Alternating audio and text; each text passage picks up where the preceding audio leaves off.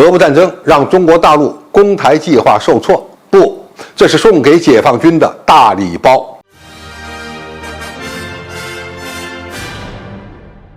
观众朋友，大家好，我是付天少。自俄乌冲突爆发以来，关于这场战争对台海局势的影响存在着多种解读。在西方最流行的观点是，成功的对中国大陆进行了威慑，让中国统一大业的时间进一步推迟。近日不甘寂寞的美国前国务卿希拉里接受英国媒体采访时也表示，普京发起的俄乌战争让中国大陆攻打台湾的野心受挫。希拉里强调，由于俄罗斯军队未能迅速拿下乌克兰，影响到中国大陆对台策略，甚至阻挠了这个计划。事实真是如此吗？可以说是西方政治精英对中国文化的错误理解，而且错得特别离谱。首先，俄罗斯军队在乌克兰的表现无法代表解放军在台海地区的表现，双方基本没有可以对比的条件。首先，从乌克兰和台湾的地理条件来看，前者与欧洲大陆是接壤的，可以很方便地获得大量军事援助，而这个情况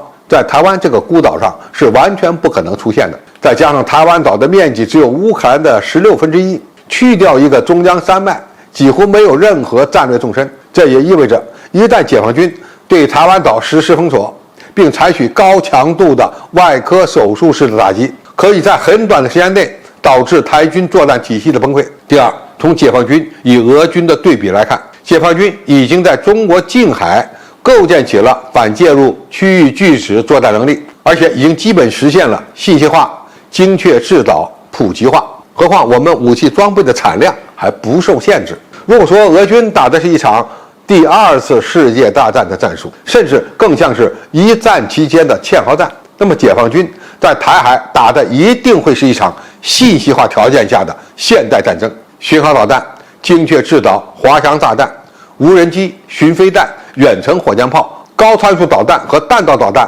等武器装备都是管够的。再想想解放军的天基卫星侦察网络、世界第一的预警机、电子战飞机，台海一旦发生战争，将是一场高科技兵器和多军兵种联合打击的行动，对台军将拥有碾压性的优势。这与俄军对比乌军没有技术优势完全不可同日而语。当然，解放军对台动武存在着要跨越台湾海峡这个天堑，但是等台军的作战体系被打残之后，以中国大陆强大的2栖登陆力量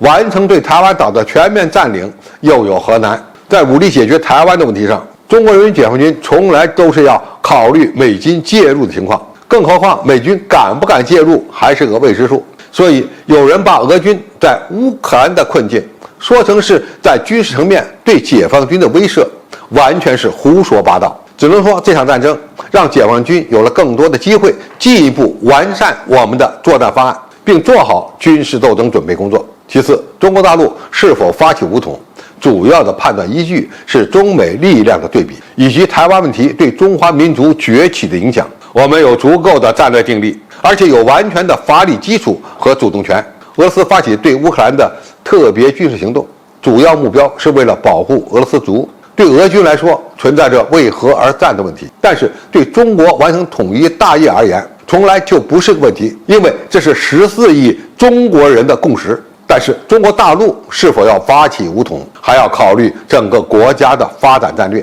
以及中美竞争的态势。中国不是俄罗斯，这个大家要明白。但是真到了中国需要动用武力来完成统一的时候，那么我们才不在乎俄乌冲突的结果如何呢？最后，乌克兰战争反而暴露了美国的虚弱，也给了解放军发展新式作战能力的窗口。从另外一个层面来说，就是送给中国人民解放军一个大礼包。俄乌战争证明了大规模战争对弹药消耗的需求，再加上无人机首次成为战场主角，而在这几方面，包括美国在内的西方国家都能力不足，反而是解放军更具优势。中国人民解放军是学习能力最强的军队之一，我们正好可以通过观察这场战争，做好万全的军事斗争准备工作。总体而言，俄乌冲突的结果不会对中国完成统一造成负面影响，反而给了我们更多可以吸取的经验教训。西方暴露了虚弱，特别是制裁俄罗斯的效果，